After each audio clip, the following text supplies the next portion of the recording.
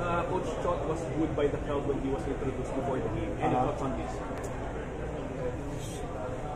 I know it's been happening, but I'm gonna play for my coach till the wheels fall off. This is something that I have to lead by example.